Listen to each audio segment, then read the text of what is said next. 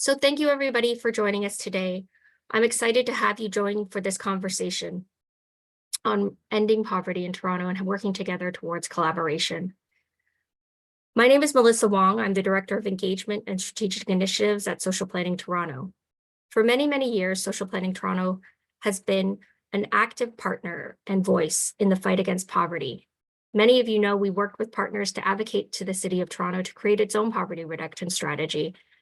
As this strategy now heads into its third action plan, and we see an ever-increasing number of people across Toronto struggling to afford life in our great city, we at Social Planning Toronto feel it's incumbent on us to bring partners together to continue talking about the solutions needed to end or at least reduce poverty in our city. Leading up to the release of Toronto's Poverty Reduction Strategy Third Term Action Plan, we're hosting a series of meetings, events, and workshops to reinvigorate the conversation on poverty reduction and provide our partners with information and skills to collectively raise our voice on these issues. The next slide shows some of the upcoming events, and a colleague of mine will share a link where you can sign up. Next week, we are hosting one workshop on speaking with media and shaping your message. And so that's to help partners talk about how to connect with media and shape your message when speaking with media, especially on these issues of poverty and unaffordability, as well as issues like food security. So that's going to be next week on Tuesday at 1. We are also hosting a workshop on an event on April 11th called Towards Prosperity in Toronto, working in partnership towards solutions. And so that's going to be with the Toronto Aboriginal Support Services Council, their executive director, Lindsay Kreshmer, as well as Ken Richard, who authored the report on the Toronto Aboriginal Research Project, the update of the 10-year plan, and the Indigenous Prosperity Action Plan, which is coming out this year. And then on April 17th, we're hoping you can also join us. We're going to have another workshop with our facilitator, Catherine LeBlanc, to talk about managing media for your organization and making deputations. So please share these events with your colleagues and join us for them. You can sign up on our website on our socialplanningtoronto.org/poverty_reduction. So today's conversation is about collaboration and collective impact. And I'm really excited to introduce our two speakers. Bryony Halpin is the new manager of the city's Poverty Reduction Office. Bryony comes to the City of Toronto from the Ontario Federation of Indian Friendship Centres, where she was the Director of Housing and Employment. There, she led the strategic development of housing and employment policies, programs, and services for 31 friendship centres across Ontario. Prior to joining the OFIFC, Bryony led the Ontario Human Rights Commission's response to COVID-19, as well as the Ontario Human Rights Commission's work on poverty reduction, including the development of the Poverty Point of View Action Plan, focusing on housing and homelessness, mental health and substance abuse and service system access. Bryony has also worked at the Ontario Public Service at the Ministry of Municipal Affairs and Housing, where she supported the development of an Indigenous housing and homelessness strategy. While at the Ontario Indigenous Affairs Office, she led the housing and homelessness and poverty reduction files. She holds a PhD in environmental and urban change from York University and has taught courses on environmental justice in Toronto and gender and family policy at York University and Toronto Metropolitan University. Bryony grew up in the East End of Toronto and now lives in the West End with her partner, Micah, and their 9-year-old son, Lewis. I'll introduce Orpah as well right now.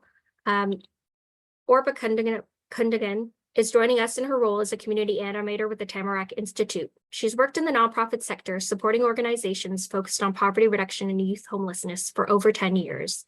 She began her career working for an international development charity before moving into an operations role at a youth shelter in Toronto, and then joining a national coalition to prevent and end youth homelessness across Canada.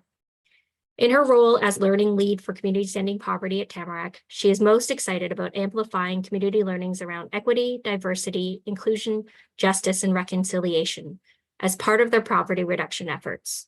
She's constantly inspired by the way communities continue to adapt and collaborate in order to provide support to everyone who may need it. Thank you, Bryony and Orpah, for joining us today. So I'm going to start off with a question to Bryony. Bryony, can you tell us a little bit about yourself and how you came to this work and your approach to poverty reduction?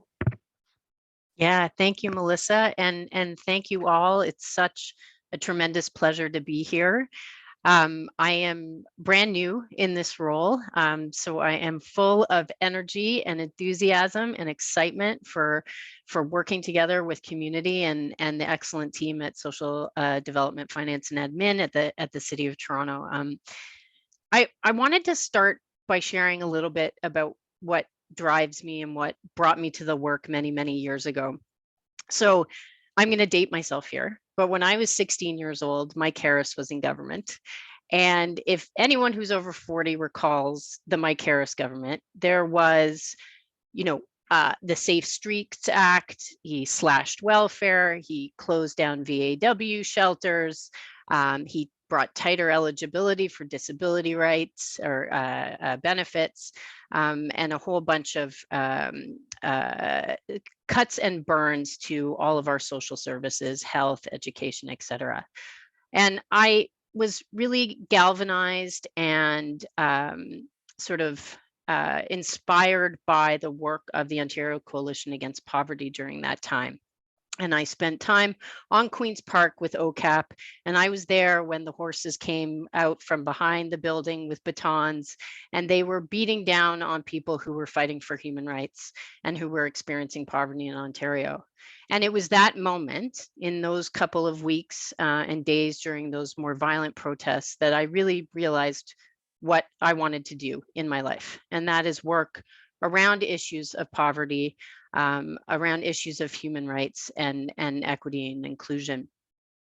So that's just a little bit that definitely plants me somewhere in my 40s, so you know my age now. But I just wanted to share that because I think it's important, because it's moments like that and experiences like that that really help to shape the approach that I take now. So as Melissa intimated in her introduction, I worked at the provincial government and I worked at the Ontario Human Rights Commission. I had the privilege to work with the Ontario Federation of Indigenous Friendship Centers, all on issues relating to housing, to homelessness, and to the other constellation of issues around poverty reduction. And that has brought me to social development, finance, and admin at the City of Toronto. I think the most important and the most central way that I look at poverty is as a human rights issue. And I see human rights intersecting or sort of having multiple dimensions when it comes to poverty. And the first is discrimination in Ontario. So in Ontario, as many of you know, we have human rights legislation that protects people against discrimination. And we know that people who experience poverty often face discrimination based on the experience of poverty itself or other identifiable or protected grounds such as race, gender, disability, et cetera. So that's sort of the first lens that I look at with poverty. The second human rights sort of dimension is that positive obligation dimension. So that's where governments and service providers have an obligation to meet positive rights like the right to housing, the right to food, the right to an adequate standard of living. Now, we don't have any legislation apart from the National Housing Strategy Act that affirms positive obligations on governments, right? Most of our human rights legislation is discrimination focused. But we have international commitments and they're very meaningful for me, and I know for many of you as well. So Canada has committed to the right to housing internationally. Canada is committed to the right to food internationally, the right to mental health and substance use care internationally, and the right to an adequate standard of living. So those are the lenses that I use when I think about how poverty intersects with human rights. But I think in sort of keeping with the theme of today, human rights is also procedural. You cannot design and develop policies and programs for poor people without including poor people in that decision making. And that's really where I think the discussions around collective impact and the discussions around working with community and working with lived experts is central. And again, I see that as a human rights issue. People with lived experience and their advocates need to be at the table when we're making decisions around poverty reduction efforts. I think the last piece too that sort of informs my approach is when I was at the Ontario Federation of Indigenous Friendship Centres, albeit for a brief time, I discovered a project that they did a number of years ago called Giving Thanks, or the Prosperity Research Project. And the Prosperity Research Project was basically this idea of what does prosperity look like, and how do communities define the good life, and how do communities define what their communities need to prosper, as opposed to poverty reduction. It's like a reframing of the conversation around listening to communities and supporting them to live in a prosperous way. So those are the sort of frameworks that I look at poverty from. I will say that I always go back to human rights. It is the lens that I use. I am a big proponent, obviously, of diversity, equity, and inclusion, but I do believe that human rights provides us a legal backbone to a lot of that work, right? So, and we've made the commitments both internationally and domestically. And I think not only do cities need to take a human rights-based approach to their work, but also social service providers and advocates.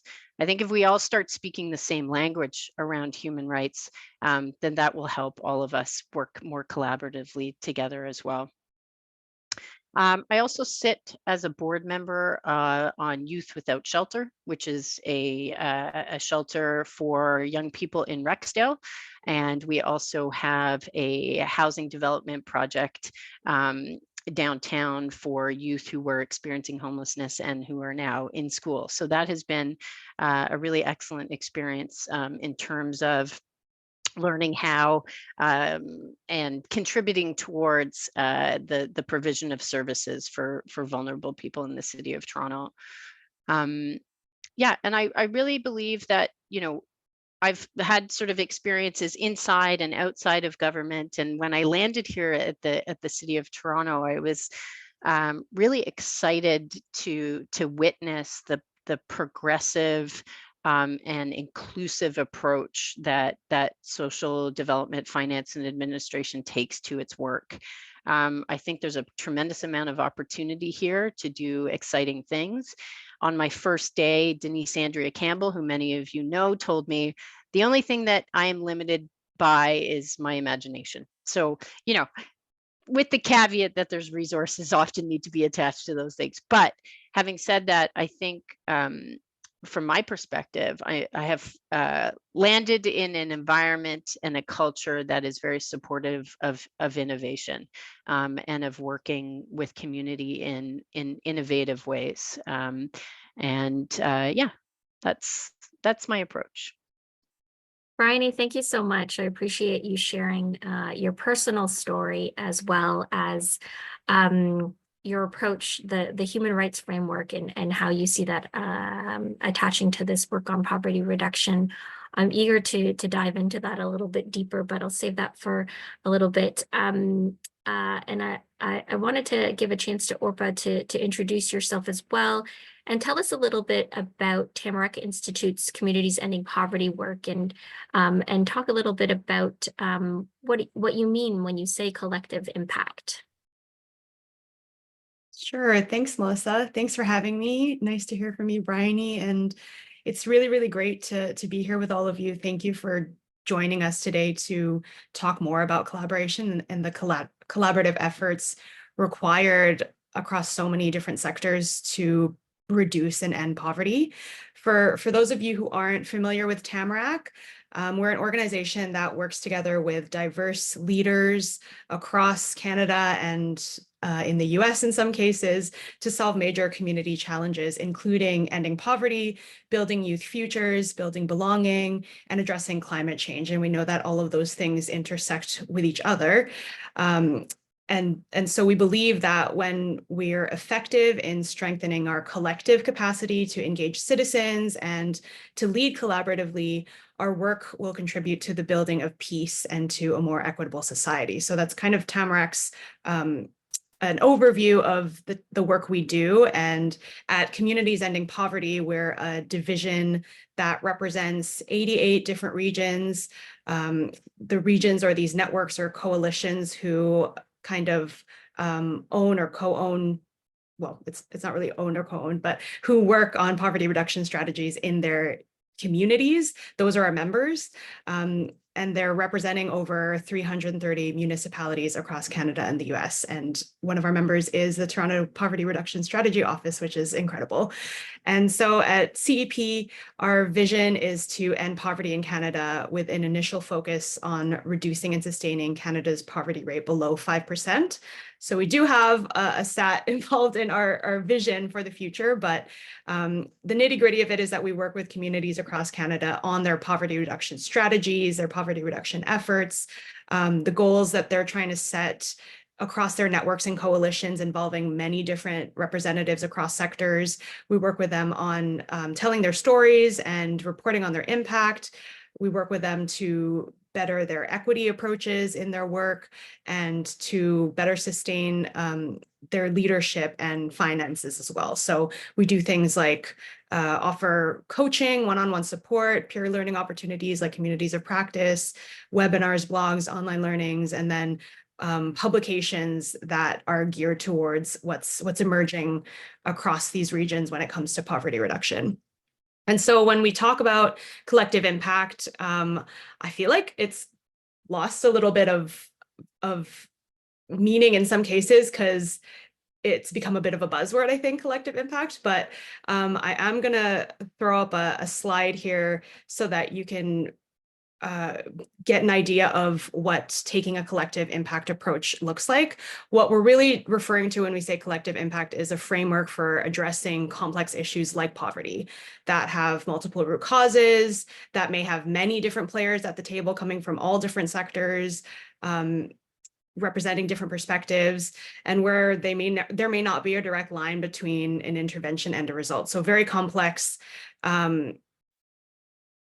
conditions within solving this problem. And so let me just throw this slide up. So I'll just quickly share the 5 conditions here for collective impact. The first condition there is a common agenda. So that's referring to a shared vision for change. And like Bryony mentioned previously, it can be really difficult to create a common agenda when we're speaking different languages. And so it's a key condition for taking a collective impact approach is figuring out what those common goals are, where we can share language and like taking a human rights perspective across all our efforts. So common agenda is the first condition. The second condition is around shared measurements. And we know that people measure things in many different ways. And so there may not be a perfect way of doing this, but agreeing on how we're going to tell the story of our impact is really important and something that this condition highlights.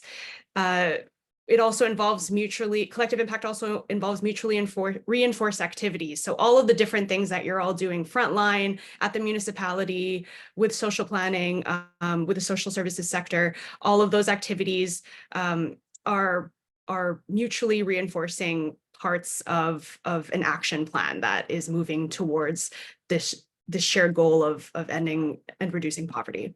And then the last 2 are pretty straightforward, but continuous communication and backbone support. And so when we're talking about collective impact, it's really the commitment of a group of actors from different sectors to work together towards a common agenda for solving a complex social problem. And we recognize that to create lasting solutions, to social problems like poverty on a large scale, organizations, including those in government, different levels of government, civil society, business sectors, lots of different sectors. Everyone needs to coordinate their efforts and work together around a clearly defined goal or clearly defined goals. So hopefully that gives you a better idea of what collective impact entails, and happy to share this slide later as well. And if you have any questions about collective impact, do reach out. Thank you, Orpah. It's really helpful to kind of put the collective impact into that framework, because like you said, it has, I think, been thrown around a bit of as a buzzword, but having those parameters around it, I think, really help. Bryony, I just want to ask, so you talked about the role of a little bit about what you see as the role of the social services sector and the nonprofit sector in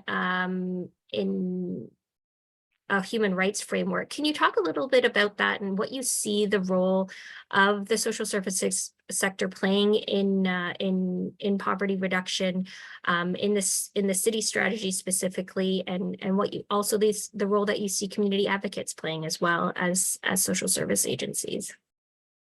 Yeah, thank you.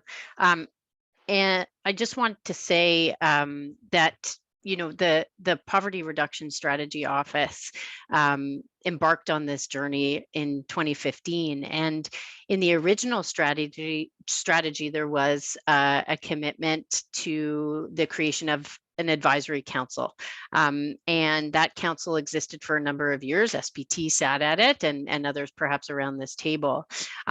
Over the last couple of years, COVID-19 and other things, that the work of that council sort of died down.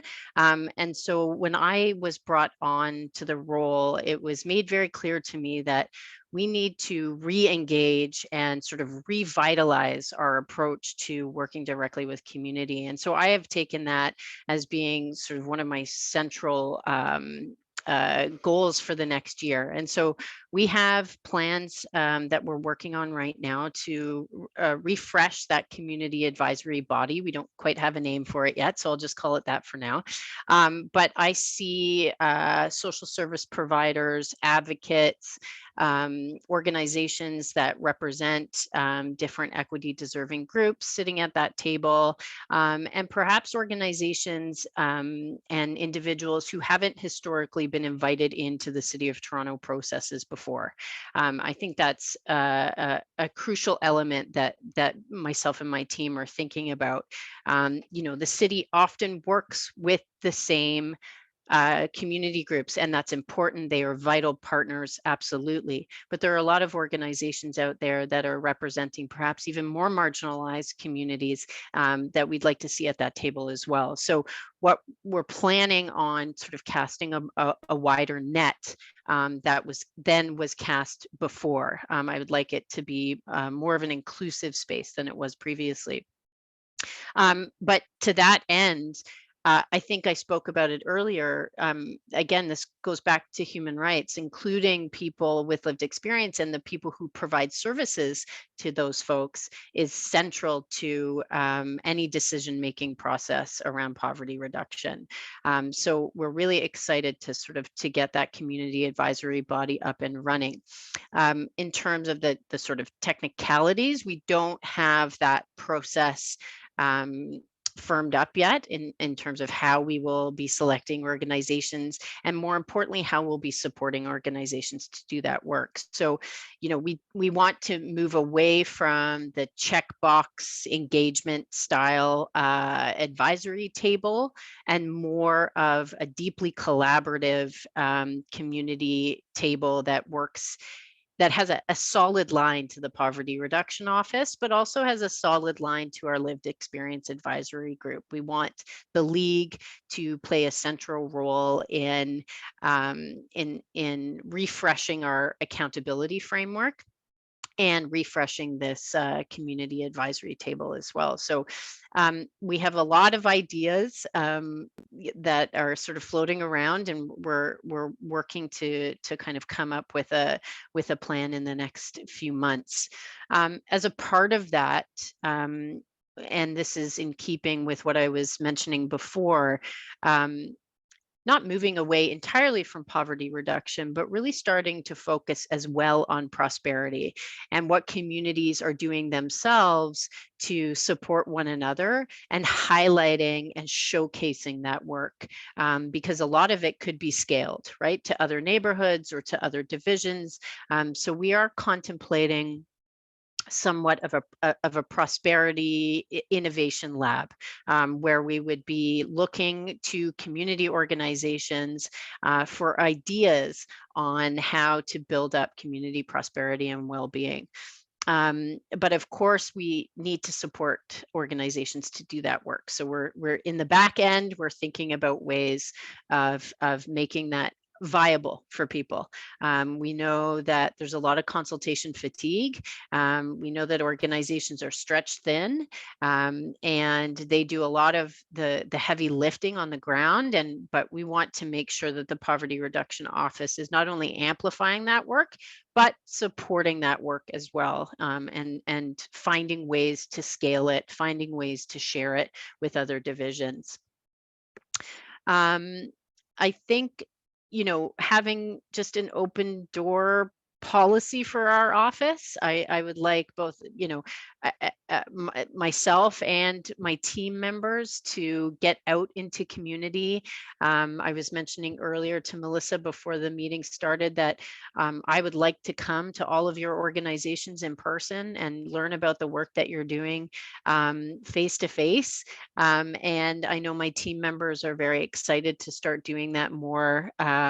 They were before COVID, I think, a lot, but we want to get out and meet with people and get out into community and learn firsthand about the work that's happening and where the gaps are and where the city needs to do things differently.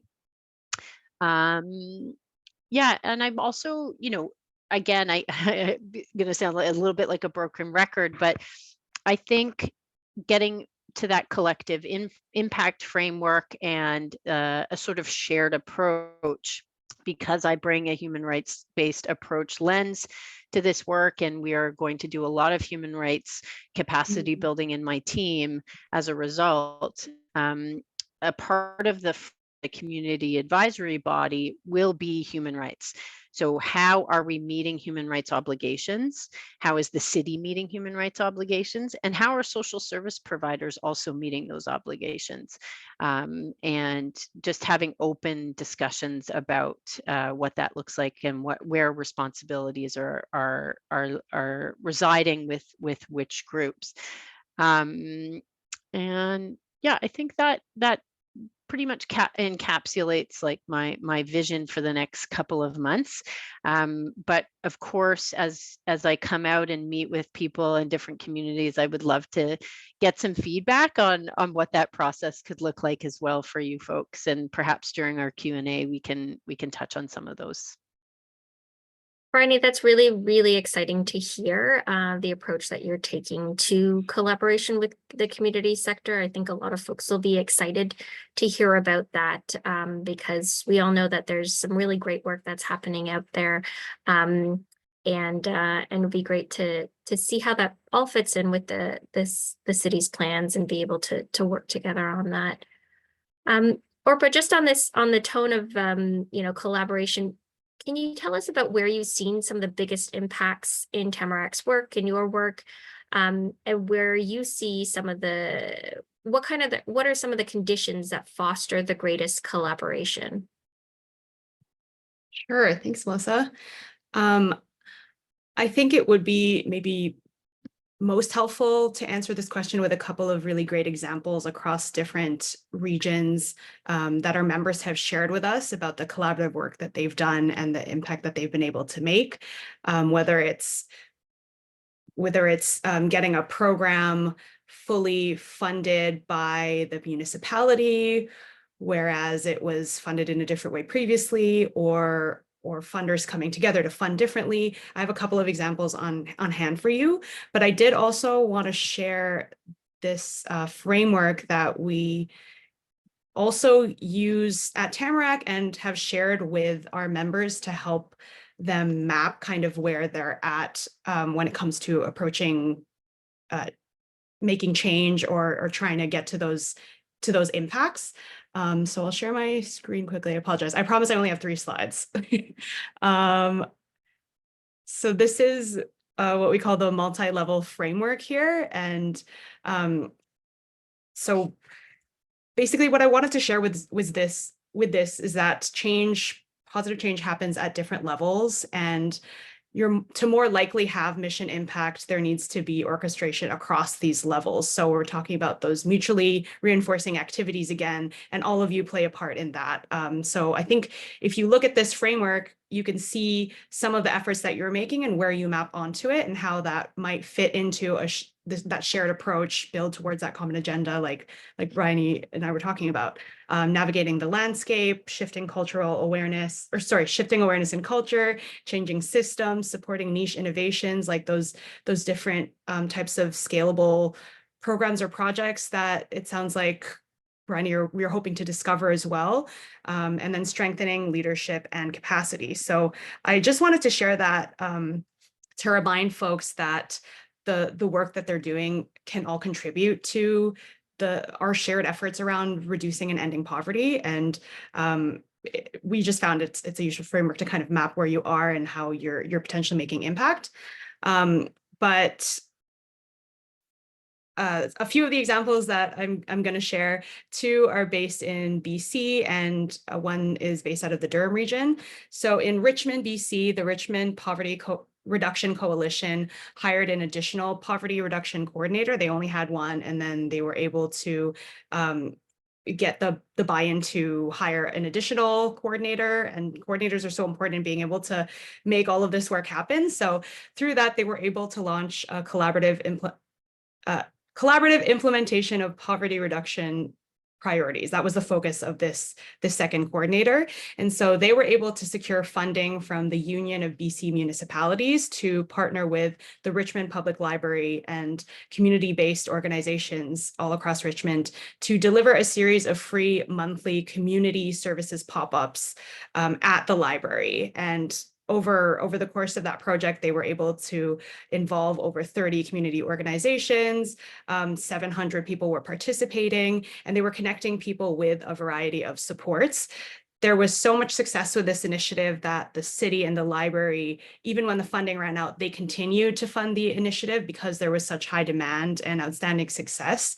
And that led to a new pot of funding from the Union of BC Municipalities to train people with lived and living experience to provide resource navigation at library branches outside of the city core and in the city library on evenings and weekends.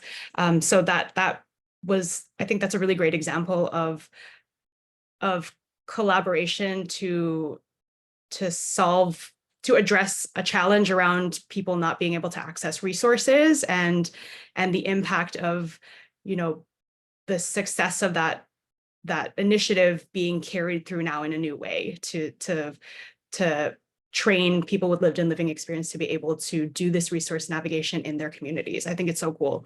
Another example, and maybe I'll just mention Durham and I can share anything else missed afterwards, but in Durham during COVID-19, the region's social service department brought together 3 lower tier municipalities, the local United Way and the Durham Community Foundation, to do efficient, rapid updates and data-driven assessments of what was happening in the community and where funding need was. So they worked together to figure out where the funding need was, and then created a funders table, which has now continued beyond the acute COVID emergency. And this funders table has shifted its focus onto problem solving, sharing best funding practices, which is huge, and identifying service gaps, and then also transparently sharing where all of their funding is being allocated.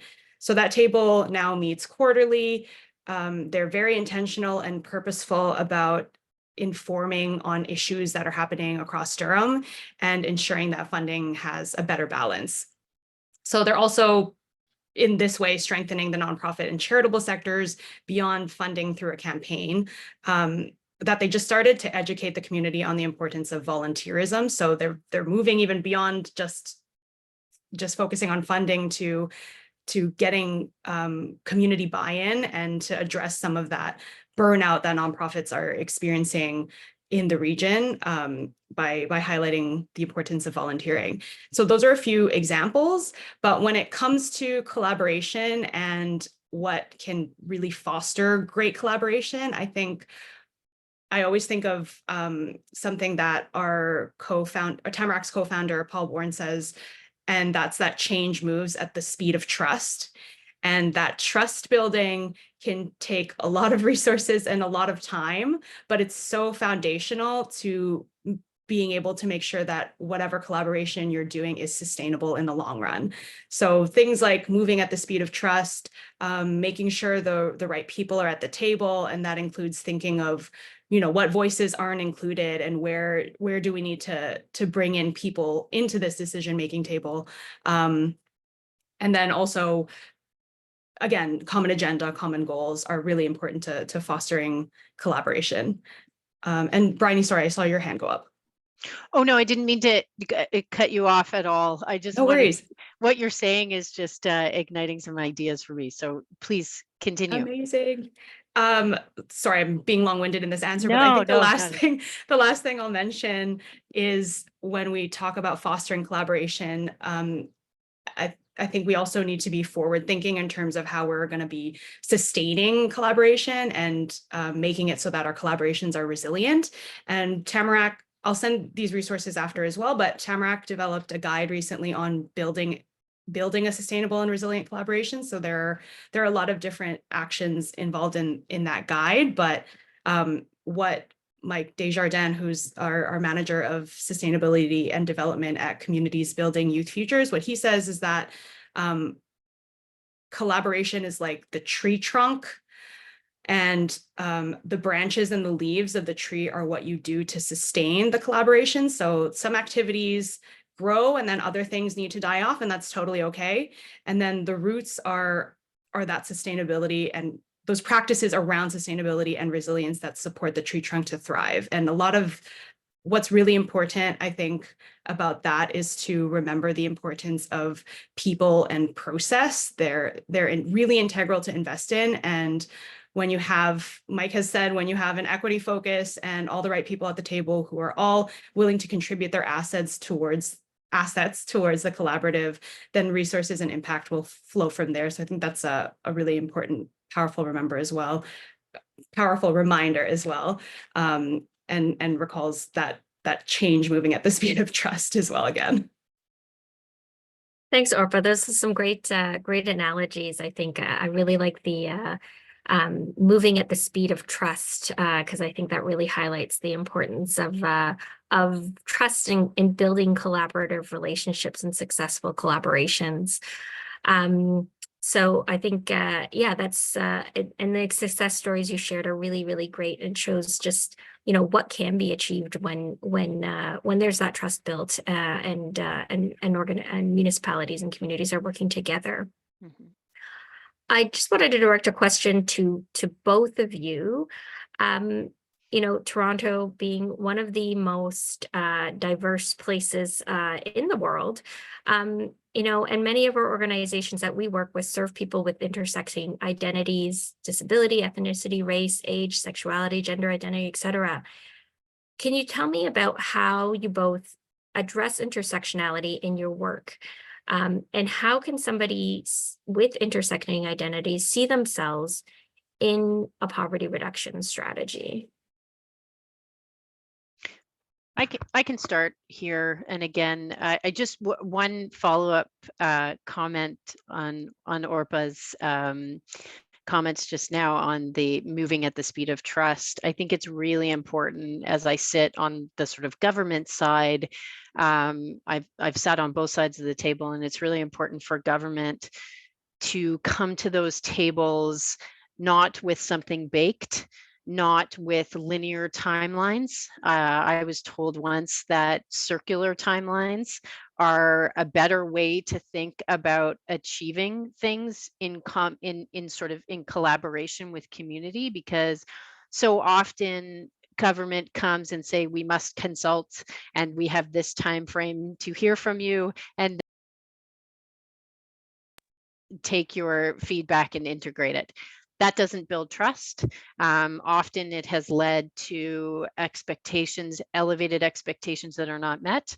I think it's really important for governments to come to the table and recognize that community organizations and people, human beings, do not function on those timelines. And when we look at solving these profoundly complex problems, we can't assume that it's going to be sort of neatly fit into our agenda. So that's the perspective that I bring to the table when sort of inviting other community groups as a representative of the government, because I've seen that happen before, and it does not build trust. So I just wanted to speak to that a little bit. But on the intersectionality piece, again, this is about human rights principles and obligations, especially as they're taken up by various human rights bodies like the commission that I worked for, but also advocates and lawyers who do human rights work on the ground. Intersectionality is woven into that framework. So I think that I sort of have just from my own personal have always built an intersectional lens into the work around poverty. From the Poverty Reduction Office and the City of Toronto, we have a strong intersectional lens at SDFA. Many of you may know Anthony Morgan.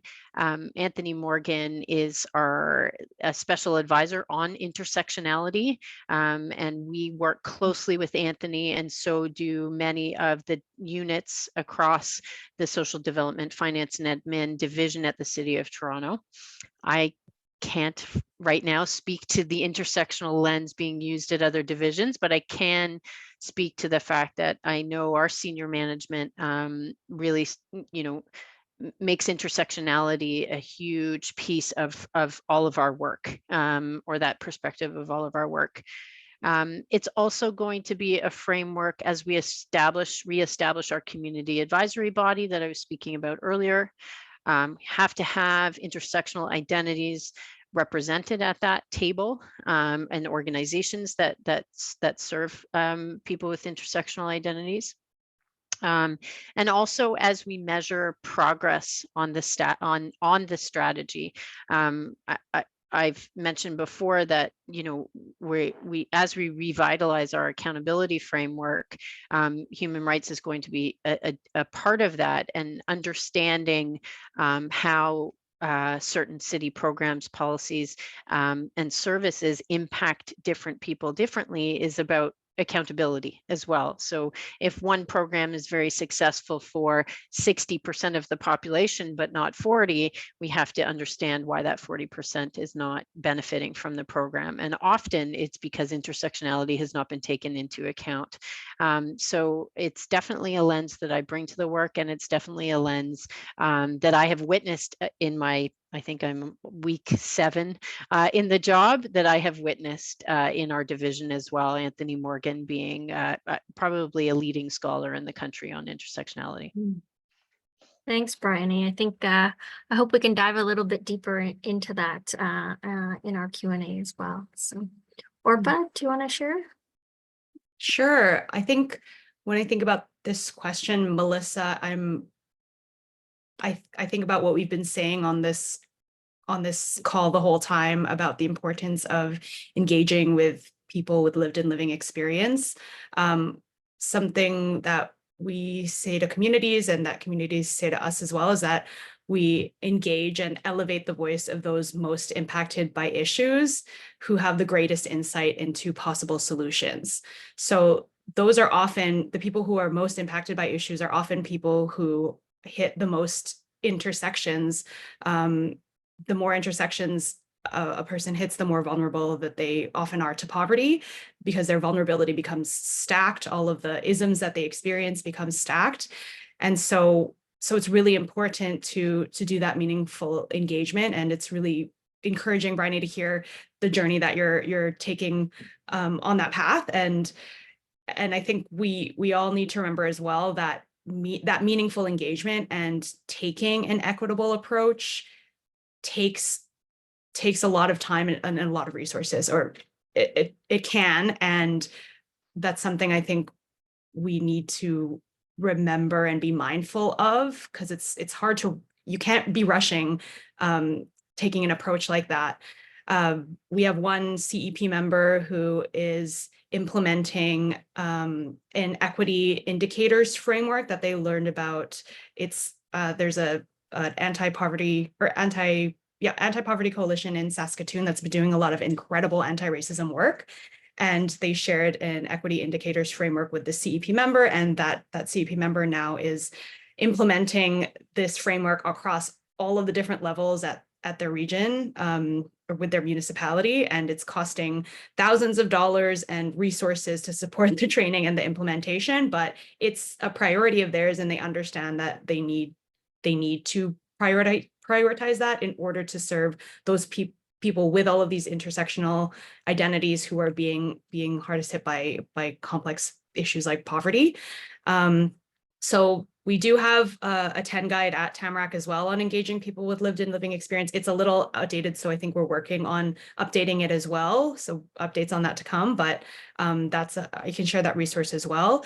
And in terms of our work, we saw a need actually from CEP members who were trying to do anti-racism equity work and were facing challenges and barriers. They wanted to be able to come together with their peers to talk about the different challenges that they were facing and how folks are approaching prioritizing equity across their organizations. And so we created an anti-racism community of support, which is facilitated by someone based out of that Saskatoon anti-racism coalition.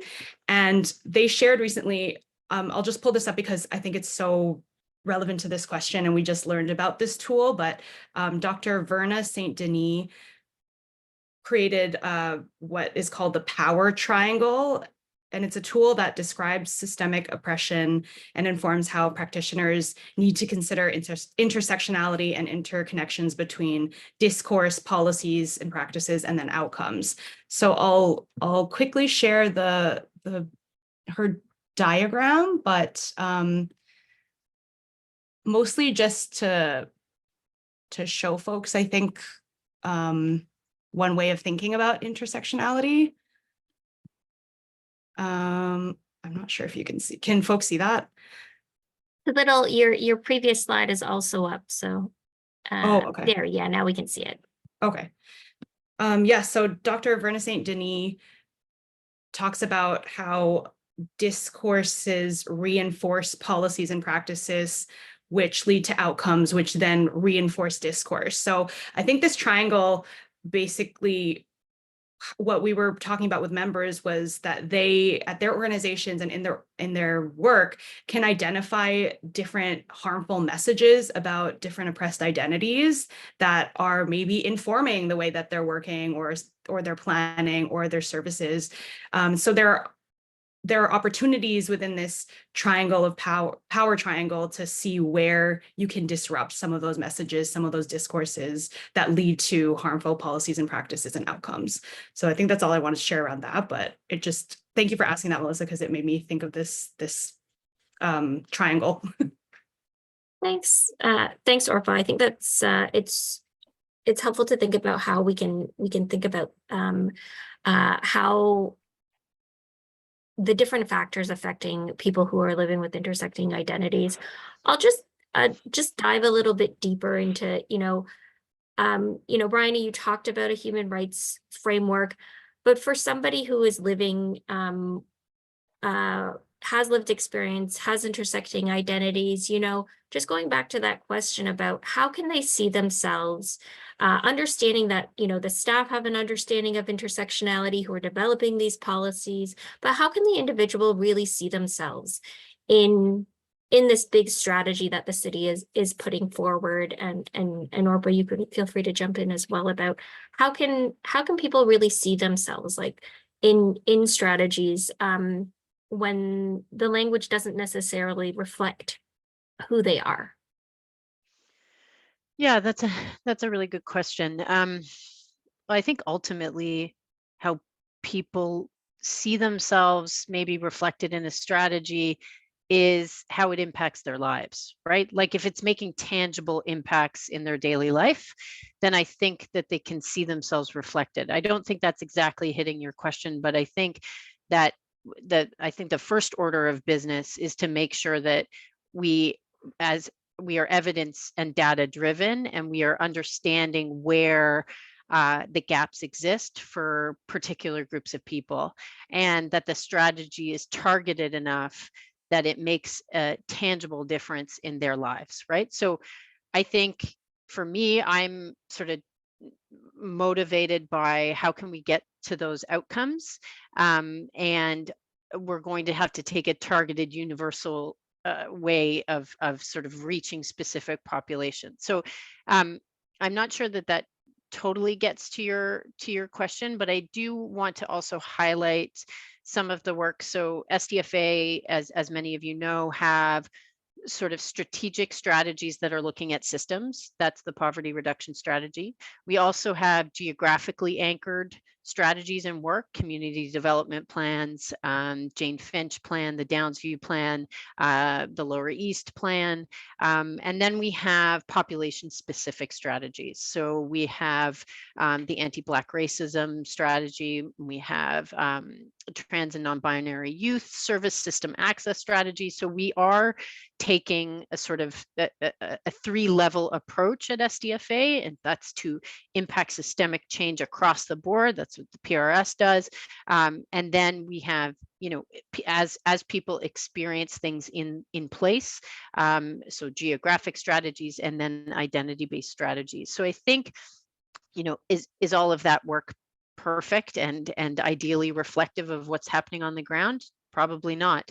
But I think there's at least an understanding at SDFA that that's the approach that needs to be taken, that we need to recognize the different identities, we need to recognize the different realities in a particular area, and then we need to hold government to account for changing the systems that perpetuate those issues. So I think, if I'm speaking from the SDFA's perspective, that's how people can see themselves reflected in our work. What I do agree, and I think this is shared across members of the teams that I'm working with, is that we need to do a better job of sharing what we're doing with the public, because there's a lot of good work happening at the city and at SDFA. I just don't know that we're communicating it effectively. So I think there's that piece as well. If folks aren't seeing themselves, it's maybe that's sometimes a communication failure on our part. I think you can also, again, just hearkening back to the community advisory body that we're trying to establish, I'm hoping that communities will see themselves reflected there, and that's through the organizations that are lifelines for them, but also through our league cohorts. So our lived experience advisory group, one of the first in Canada, I believe at the municipal level, is looking for we will be sort of refreshing that cohort, I believe by the end of this year as well. So I also hope that people see themselves reflected in the lived experience advisory group. Thanks, Bryony. Before we close off and stop the recording, there's one question which I wanted to ask you both, and that's about the role of government, and not just the municipal government, but other levels of government. And we know that municipalities play an important role, but we also know that many things, we cannot end poverty without the participation of the other levels of government. So can you tell us what you think is needed to move forward on provincial and federal initiatives to reduce poverty? And what role we here can play in making that happen? Orpah, I can go first, or if you'd like. Yeah. Thank you.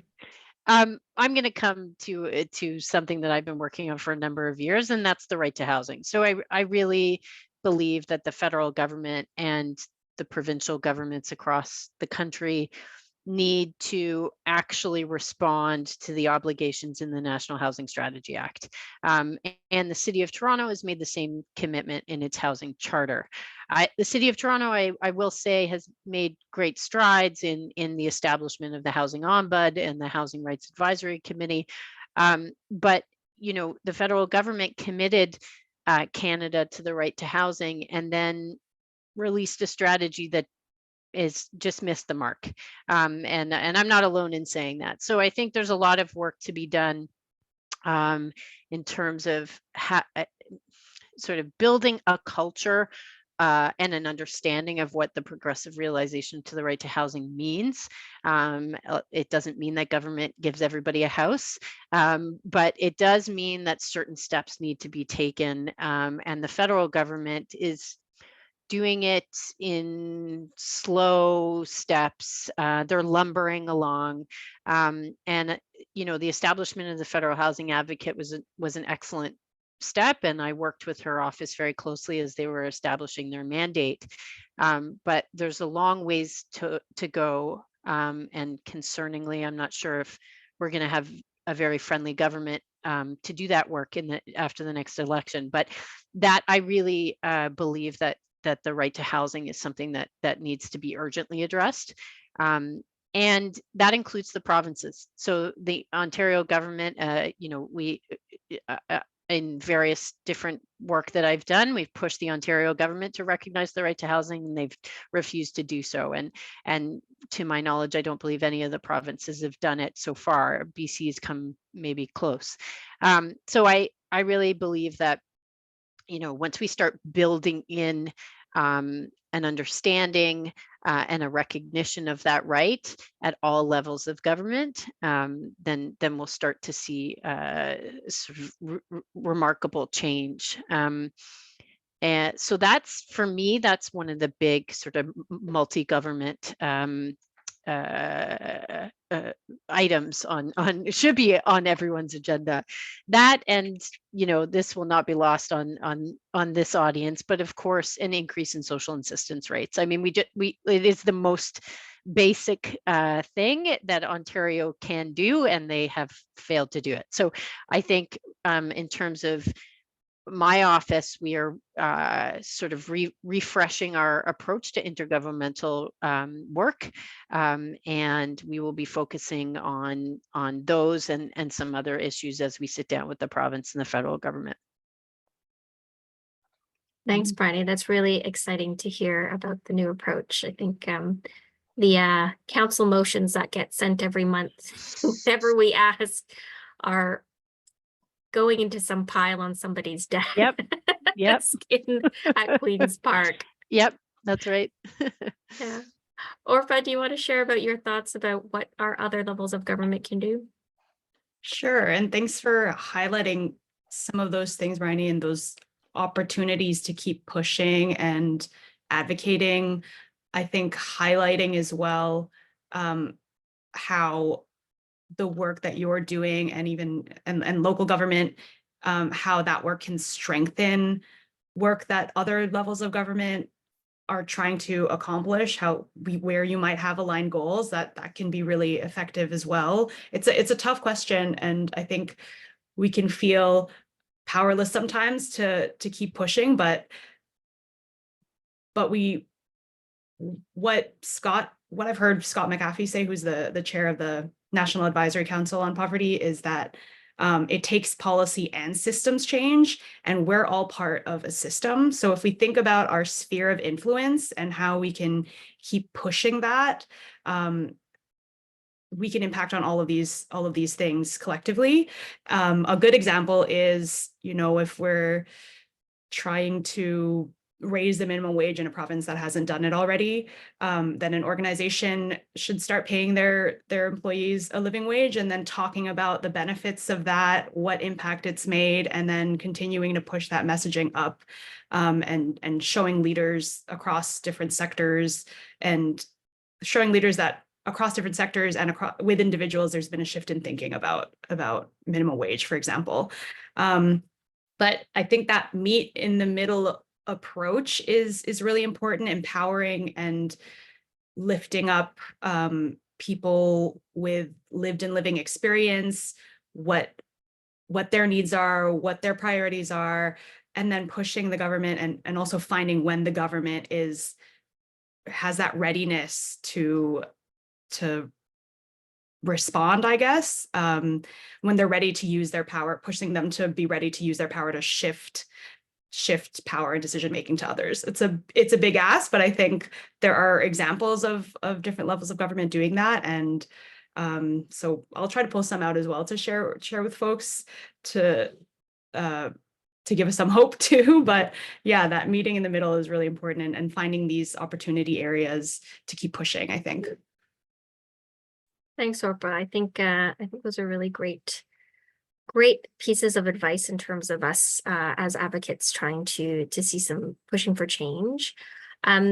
So we've had a great discussion. I want to be able to thank you so much for your the grilling that I've given you in terms of questions. I think we'll turn off the recording right now and give a chance for the audience to ask some questions.